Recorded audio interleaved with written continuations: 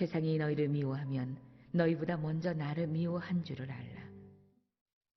오늘 18절 말씀에 보면 세상이 너희를 미워하면 그런 일이 일어날 수 있다는 거죠. 세상이 너희를 미워하면 너희보다 먼저 나를 미워한 줄을 알라. 예수님께서 미움을 받으셨어요. 여러분 보시는 십자가가 바로 미움을 받으신 거죠. 예수님은 온 인류를 구원하려고 오셨어요. 그런데 미움을 받으셨어요. 십자가에 죽임을 당하셨어요. 그렇기 때문에 예수님의 제자들도 똑같이 미움받는 것이 당연하다는 겁니다. 예수님이 미움받으신 이유가 없어요. 25절에 분명히 말씀하셨어요. 율법에 기록된 바 그들이 이유 없이 나를 미워하였다 한 말을 응하게 하려 함이라. 사람들이 예수님을 십자가에 못 박았는데 못 박아 죽일 만한 죄가 없어요. 그건 빌라도가 이미 증거했습니다. 나는 이 사람에게서 십자가에 못 박을 죄를 찾지 못하겠다. 그런데도 유대인들은 예수님을 죽이고 싶도록 미웠어요. 예수님이 십자가에 달리셨을 때 예수님과 함께 달렸던 강도가 둘이 있었는데 한 강도는 예수님을 바라보고 구원받았어요.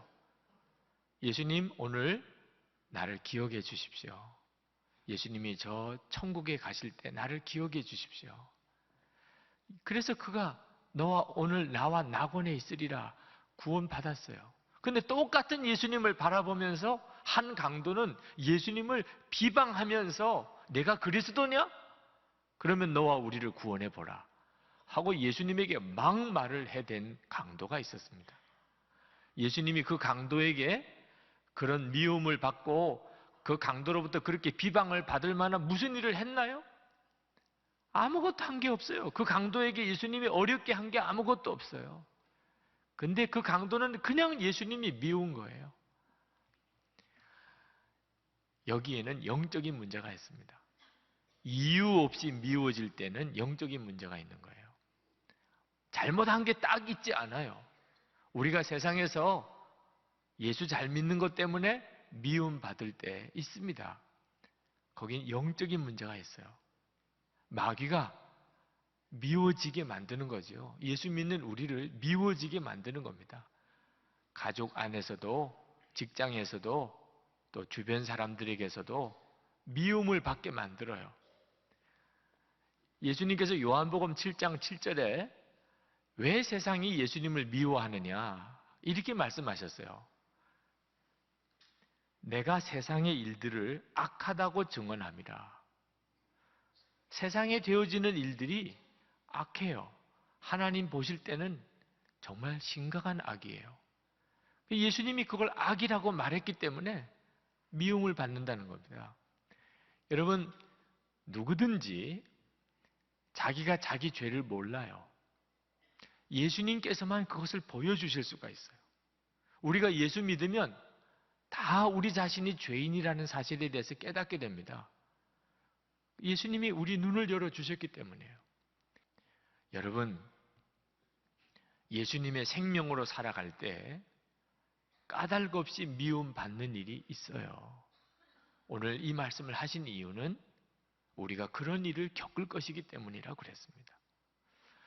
16장 1절에 보면 너희로 실족치 않게 하려 함이니 그러셨어요. 이제 예수님이 십자가의 길을 가시고 그리고 승천하신 다음에 제자들에게는 박해가 오게 될 것입니다.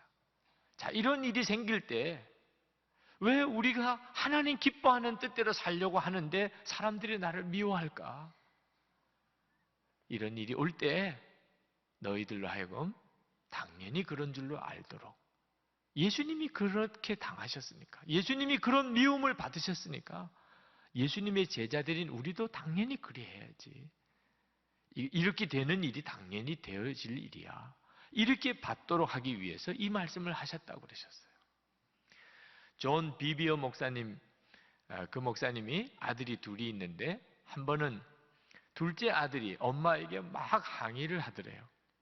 형이 아마 뭐를 이렇게 동생하고 공평하게 나누지 않고 형이 자기가 형이라고 뭘 많이 가지고 갔던 모양입니다.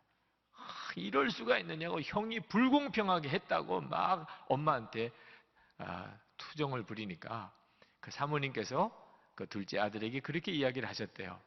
인생이 그런 거야. 인생은 그렇게 불공평한 거야. 그러니까 이 둘째 아들이 너무 어이가 없어서 엄마가 그렇게 이야기를 하니까 너무 어이가 없어서 아니 엄마가 어떻게 그렇게 이야기할 수 있어요? 이런 표정으로 쳐다보더래요. 그랬더니 사모님께서 둘째에게 그렇게 말씀하셨답니다.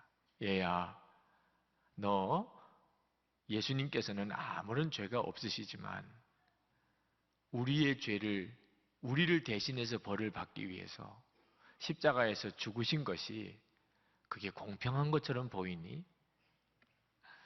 그 둘째 아들이 사모님의 말을 듣고 할 말이 없다고 하는 표정으로 그냥 더 이상은 불평하지 않더래요.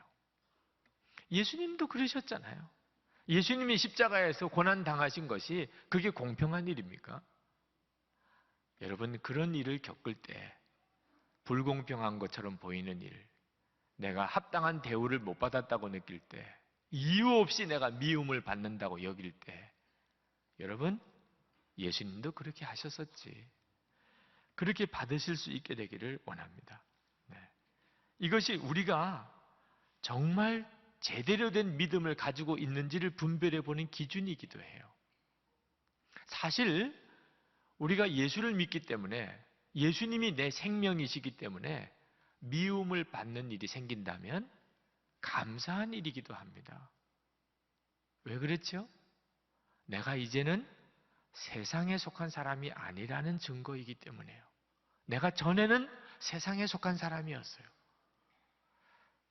19절 말씀을 보실까요? 너희가 세상에 속하였으면 세상이 자기의 것을 사랑할 것이나 너희는 세상에 속한 자가 아니요 도리어 내가 너희를 세상에서 택하였기 때문에 세상이 너희를 미워하느니라.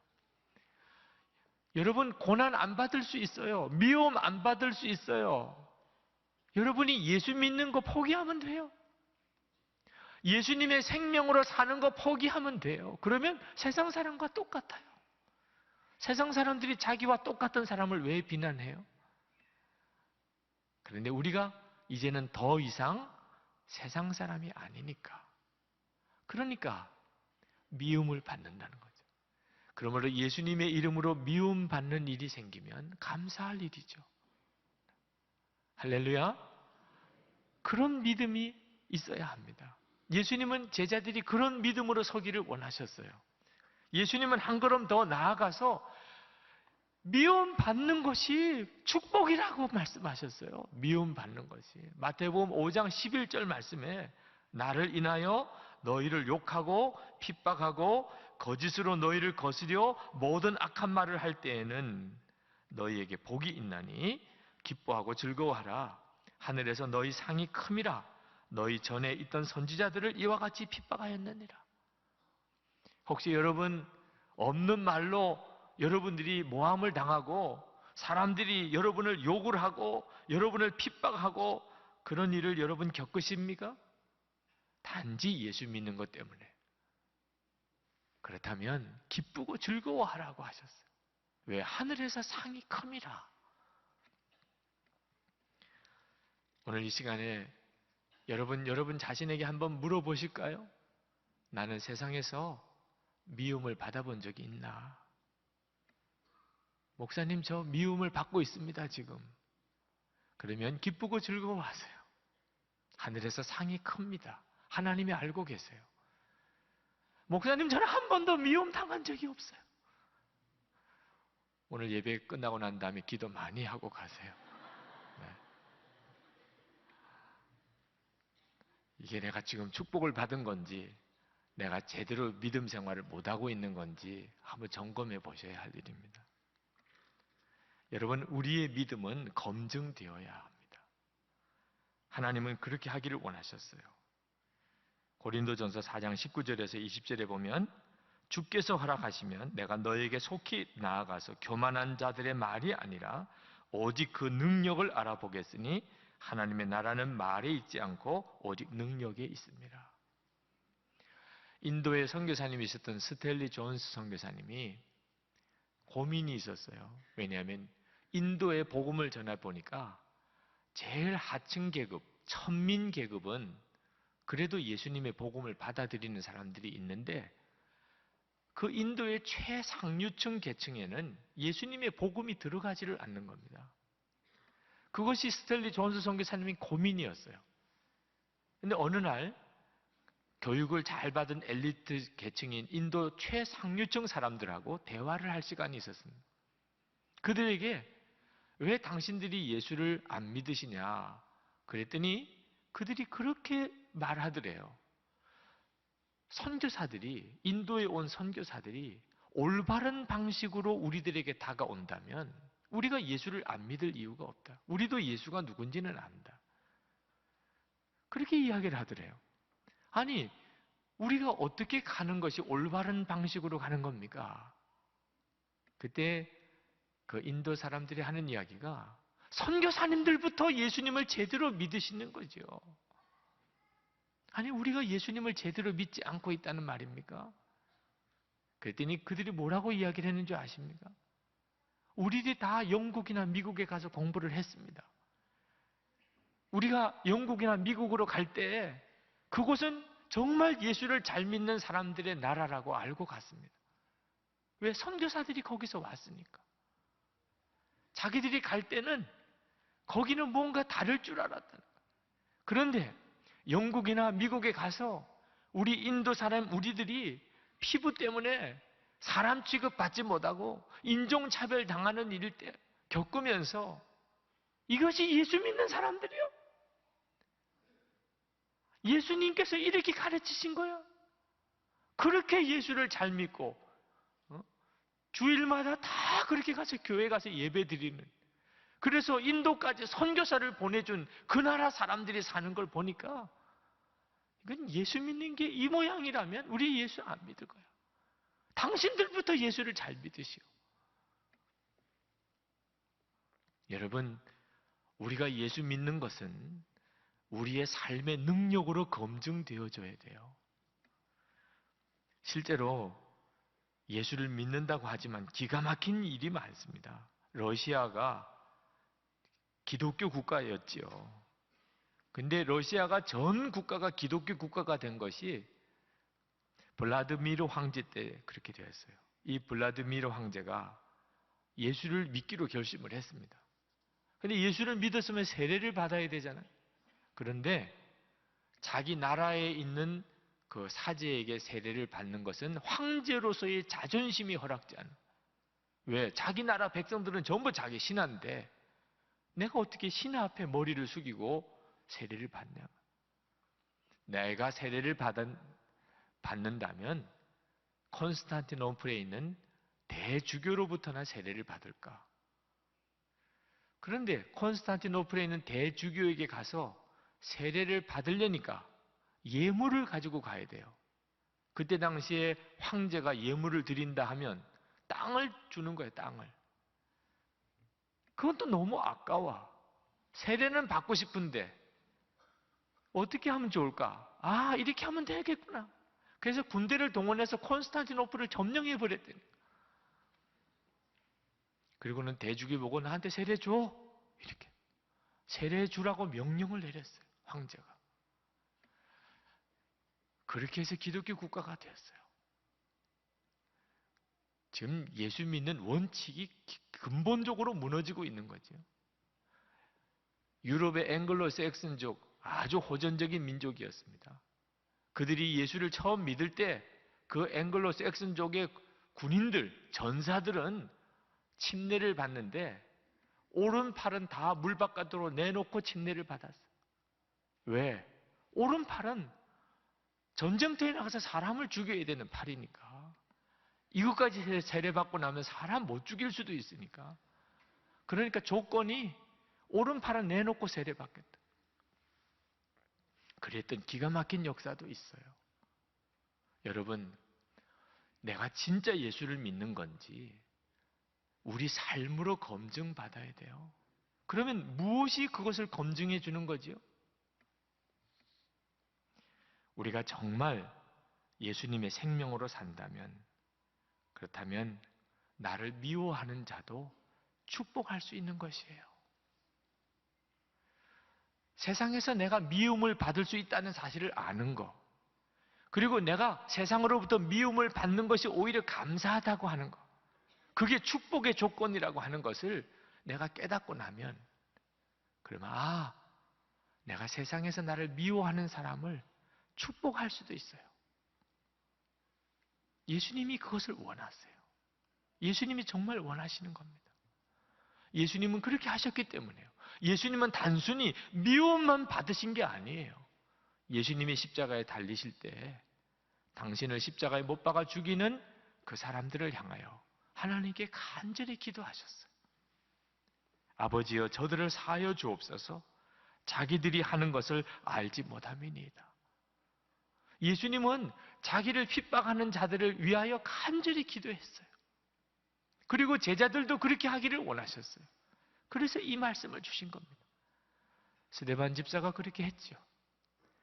돌에 맞아서 죽을 때입니다. 스데반 집사는 자기들에게 돌 던지는 이들을 향하여 그들 앞에서 무릎을 꿇고 하나님께 큰 소리로 기도하기를, 주여 이 죄를 그들에게 돌리지 마옵소서. 그리고는 숨졌어요. 예수님께서 그렇게 하셨으니까 스데반도 그렇게 한 겁니다. 그래서 무슨 일이 일어났나요? 아무것도 일어나지 않았어요. 스데반 집사는 그냥 죽었습니다. 그렇지만 역사는 길게 봐야 되는 거예요. 그날 돌에 맞아 죽으면서도 자기에게 돌 던지는 이들을 향하여 기도하는 스데반 집사를 지켜보고 있었던 바울이라고 하는 사람이 있었어요. 사울이라는 청년이죠. 그는 스데반 집사를 죽이는 것이 하나님의 뜻이라고 믿었던 사람입니다. 그런데 스데반 집사가 죽으면서도 오히려 자기에게 돌 던지는 이를 향하여 축복하는 걸 보고 충격을 대단히 받았던 모양입니다. 다메섹 도상으로 가다가 살아계신 예수님을 만났어요. 이 사울이. 그래서 변하여 사도 바울이 됐지요. 그가 이제 부활의 예수님을 증거하러 가다가 빌립보에서 예수님의 부활의 소식을 전한다는 것 때문에 그는 매 맞고 옥에 갇힙니다. 그때 스데반 집사 생각을 했겠죠. 스데반 집사도 이보다 더한 일을 만났을 때도 얼굴이 천사 같았고 오히려 자기를 이렇게 돌 던지는 일을 위하여 축복하고 기도했어요. 그 기도 때문에 사울이 이렇게 사도 바울이 된 거예요. 그거 생각하니까 매 맞고 감옥에 갇혀서 찬송이 터져 나온 거예요. 그래서 감옥에서 찬송했잖아요. 그랬더니 지진이 일어나서 감옥문이 다 열렸습니다. 그러면 도망가야 되잖아요. 여러분 억울하게 감옥에 갇혔는데 감옥문이 열리면 여러분 어떻게 하시겠어요? 하나님의 뜻이구나. 그러고는 도망가야 되죠. 사도 바울은 도망가지 않았어요. 왜? 간수장 생각을 했어요. 자기가 도망가고 나면 간수장은 처형을 당하게 됩니다. 아니 간수장 생각할 게 뭐 있습니까? 자기를 그렇게 무자비하게 때리고 감옥에 가두었던 그 사람 생각을 왜 해요? 그러나 스데반 집사 생각을 하니까 도망갈 수가 없었어요. 간수장이 아니나 다를까 옥문이 다 열린 걸 보고 다 당연히 도망갔으리라고 생각하고 스스로 자결하려고 하니까 우리가 여기 있으니 안심하시오. 간수장이 기절초풍할 일이에요. 감옥문이 열린 것도 그렇지만 감옥문이 열려도 도망 안 가는 이 사람은 뭐냐 말입니다. 그날 그가 예수 믿지요. 그리고 빌립보 교회가 세워져요. 스데반 집사님이 자기에게 돌 던지는 미워도 이렇게 미워할 수가 있나요? 까닭 없이 그런 미움을 당하면서도 오히려 그를 위해 축복하였더니 이렇게 역사가 일어나잖아요. 여러분 이것이 정말 예수님의 생명으로 사는 증거란 말입니다. 얼마든지 우리가 그렇게 하실 수 있어요. 여러분이 기도하시면 돼요. 주님, 미움을 받을 때 주님, 제게 두려움을 제하여 주옵소서. 돌짝박각 같은 마음은 두려움이 가득 찬 마음이라고 그랬어요. 예수님이 그렇게 말씀하셨어요. 예수님의 말씀 때문에 핍박을 당하고 고통을 당할 때 그게 무서워서 그 말씀대로 살지 못하는 사람이 마음이 돌짝박 같은 사람이에요. 여러분, 예수 믿는 것 때문에 어려움 당하거나 미움 당할 때 기도하세요. 하나님, 내게 두려움을 다 제하여 주옵소서. 그럼 반드시 여러분 성령님께서 여러분에게 그 미움 받는 것이 여러분에게 축복이라는 사실과 미워하는 사람도 사랑할 수 있는 역사를 주세요. 월남전이 한창일 때 코리텐붐 여사가 나이 많은 할머니였죠. 월남전에 참여한 미군들 위문을 갔던 적이 있습니다. 정글 속에 말할 수 없이 고생하면서 그것도 계속되는 전투 중에 있는 미군 병사들이 자유로운 나라에서부터 그 코리텐범 여사가 먼 길을 자기들을 위해서 온 것을 생각하고 얼마나 뜨겁게 환영해 주었는지. 그런데 이 코리텐범 여사가 그 미군 병사들을 보니까 전부 다 자기 손주 같은 너무너무 정말 애처로워 보일 정도의 그런 소년들처럼 보이는 거예요. 이 젊은이들이 언제 죽을지 모르는 전쟁 속에 있는 거예요. 그 병사들 앞에 섰을 때 그 병사들의 마음을 조금이라도 유쾌하게 해주고 싶어서 자기가 이렇게 저렇게 들었던 그 젊은이들의 억양과 또 어투와 또 그들이 나누는 그런 조크를 다 동원해서 그들을 아주 즐겁게 해주었어요. 미군 병사들이 너무너무 즐거워했어요. 그러다가 갑자기 코리텐범 여사가 분위기를 싹 바꿉니다. 여러분, 제가 이제는 여러분에게 아주 현실적인 이야기를 하나 하고 제 말을 마쳐야 하겠습니다. 우리들에게 매우 중요한 현실적인 이야기 하나를 해야 하겠습니다.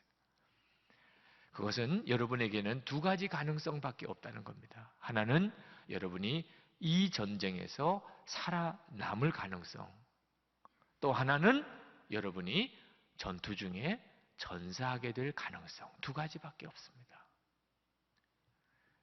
그런데 만약에 여러분이 두 번째 경우에 해당이 된다면, 그렇다면 여러분은 의로우신 하나님 앞에 서실 준비가 되어 있습니까?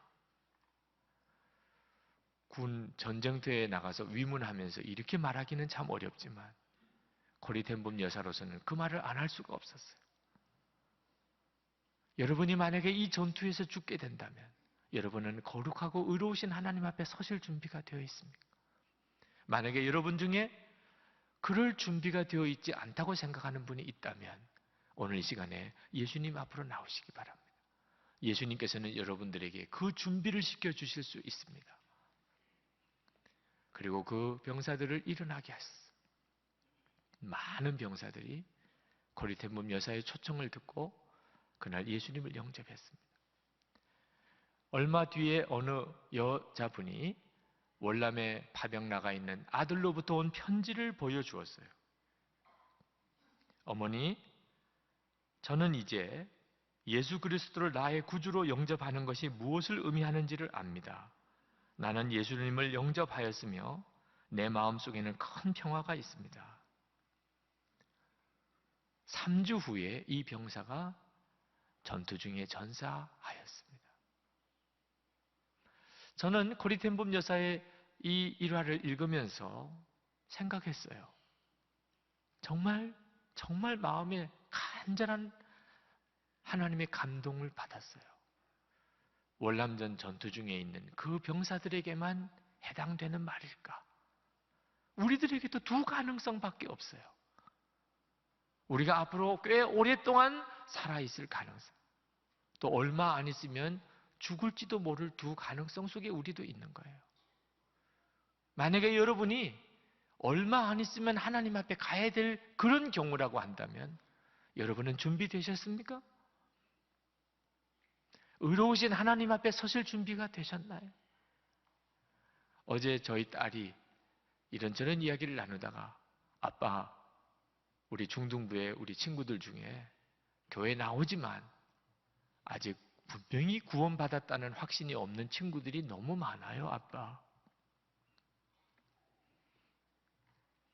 여러분의 자녀들은 준비되어 있습니까? 아마 그래도 이 자리에 계신 여러분들은 상당히 많은 분들이 하나님 앞에 서실 준비는 되셨을 거예요.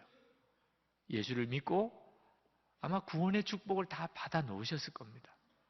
그러나 하나님 앞에 서실 때 겨우 구원만 받은 모습으로 서실 겁니까? 예수님의 이름으로 미움 받았던 그랬던 일, 그 일을 오히려 감사하고 그리고 나를 미워하는 자를 위해 그들을 위해 뜨겁게 사랑하며 기도하고 축복했던 그런 일 한 번 가져보지 못한 채 그렇게 하나님 앞에 서실 겁니까? 괴로워하기만 하고 하나님 앞에 언제까지입니까? 언제까지입니까? 그렇게 막 구하. 그게 두렵고 싫어서 오히려 행위로는 하나님을 부인했던 이런 모습으로 하나님 앞에 서실 겁니까? 오늘 이 시간에 우리 주님은 우리에게 이 점에 대해서 분명하게 결단하기를 원하십니다. 미움을 받을 때가 있어요. 내가 예수를 너무 잘 믿었기 때문에, 제대로 믿었기 때문에 오히려 세상으로부터 미움 받을 수가 있어요. 그 일은 오히려 나에게 감사한 일이고 그건 축복이라는 사실. 그러나 거기서 그쳐서 되는 게 아니죠. 나를 미워하는 자를 나는 축복하는 겁니다. 세상이 나를 미워하면 나는 세상을 축복하는 것입니다. 이 프로그램은 CTS 방송가족의 사랑과 후원으로 제작되었습니다. 후원 전화 02-6333-1003번, ARS 060-800-1111번으로 전화주세요.